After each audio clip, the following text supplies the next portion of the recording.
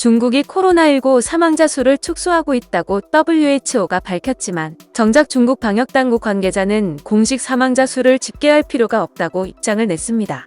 마리아 반 커커오브 WHO 기술수석은 유엔 제네바 사무소에서 브리핑을 통해 중국과 코로나19 관련 업무를 하는 과정에서 메워야 할 매우 중요한 격차가 있다라고 말했습니다.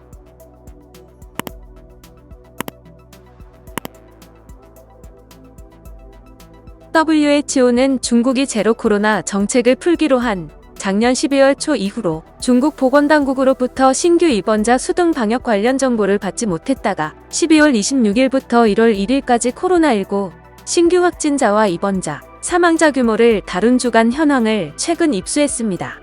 그러나 코로나19의 심각성을 가늠할 수 있는 중요 정보인 사망자 수는 실상과 너무 차이가 나는 648건이라고 알렸습니다.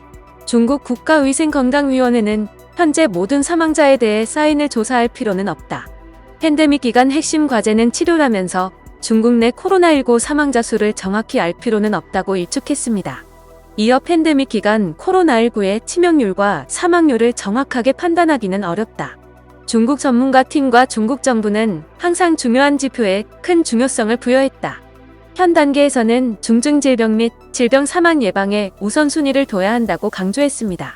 실제 중국이 지난해 12월부터 방역 규제를 해제하면서 공식 사망자 수는 37명에 불과한 것으로 공식 집계됐고 WHO의 경우 자료를 입수해 지난해 12월 16일부터 올해 1월 1일까지 사망자 수가 648명이었다고 발표했습니다.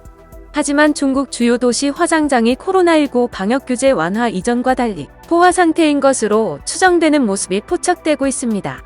한 외신은 베이징과 쿤밍, 난징, 청두 등은 화장장 소각로가 연중 무휴로 가동되는 중이라고 전했습니다.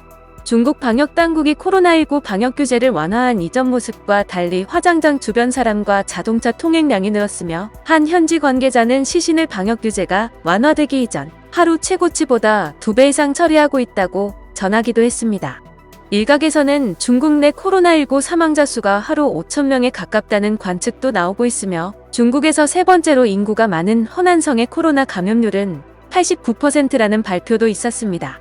허난성의 코로나19 감염률 89%는 8,850만 명에 달한다는 의미이며 중국은 코로나19 사망자 정의를 축소했고 대규모 진단 검사 의무화를 폐지했습니다. 이 때문에 중국 정부가 발표하는 코로나19 통계를 신뢰할 수 없다는 목소리가 더욱 높아지고 있습니다.